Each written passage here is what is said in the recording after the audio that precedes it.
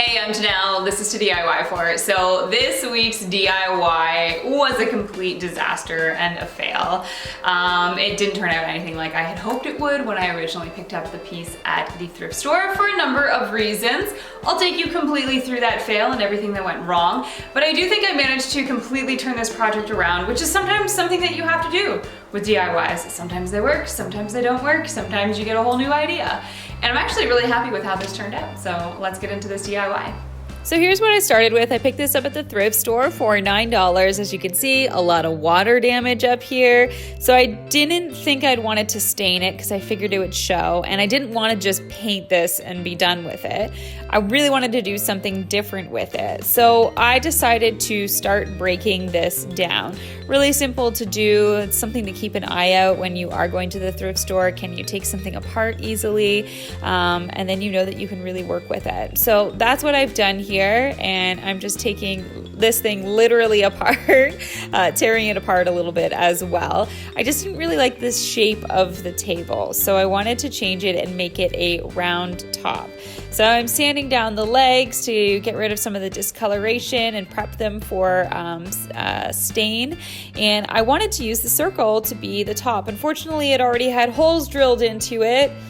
So I'm working with it, and I thought I had a plan to make it work. Additionally, I wanted to add these little wooden dowels here at the bottom to create a little X base. So I drilled in some holes into the wooden dowels for that. So now I'm again using these pocket screws that were already there, and I'm drilling them in. And as you can see, I tried to get the dowels to sit flush and flat on the top of the table. I figured I could sand it down to make it nice and smooth, and then fill in any cracks or holes with some polyfill. I was wrong. Either way, I kept going with this. I thought I was gonna be able to work out okay, painted the edges, and then I used craft paper with some Mod Podge to glue on the top for a really cool top, I thought. Unfortunately, I didn't have paper that was big enough, so I had to do it in quarters. So then I added this copper tape here as an extra design element. And then I finished the top off with some polyurethane to protect it and whatnot. And while that was drying, I decided to stain the legs. And as you can see, it bumped, and where I thought I could get it to sit flat, it could not sit flat. I was just so not happy with this project. Let me know what you think of it, but I decided to break it down completely and still use a lot of the same items. Again, we're using these dowels here, but I decided to notch them out just using my hand saw so that they'll fit together like an X like that. And unfortunately, because I had drilled these holes a little offset so that those two poles originally wouldn't connect, I had to drill extra holes. But now, as you can see, this is my plant stand that I've basically built. So I need to fill in those extra holes that I had drilled for the first project. Did that with some wood filler, and while that dried, I taped off both the top and bottom ends of each dowel. So I wanted to just add a little bit of paint here. I needed to tear off the feet because this was now going to be the top of my plant stand. And yeah, I painted them black and gold. Honestly, I wish I did a different color than gold because it blends in and you can hardly even tell that I did that. You live and learn.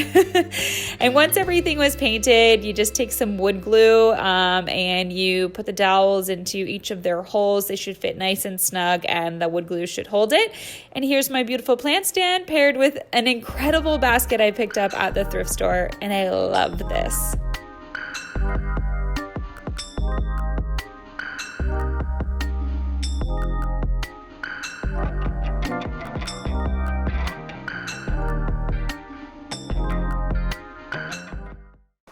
So successful save, I think, right? Let me know what you thought of this whole process and what you thought of the original DIY. I mean, I just was not happy with it, and I did not want to put that on my channel. So I needed to make it right. I'm way more thrilled with the outcome of the second project that I made. But let me know down in the comments below your thoughts on everything. And if you try this DIY out for yourself, Send me some photos, as always. I'd love to see what you're making at home. You can follow me on Instagram and on Twitter at Janelle Steeper, and tag me in any photos of DIYs that you're doing. Share other DIYs with me. Connect with me on there. I'd really love to do some more interacting on there. So yeah, that's it for this week's DIY. I'll be back next Wednesday with another one. Don't forget to subscribe. Cheers, and I'll talk to you next week.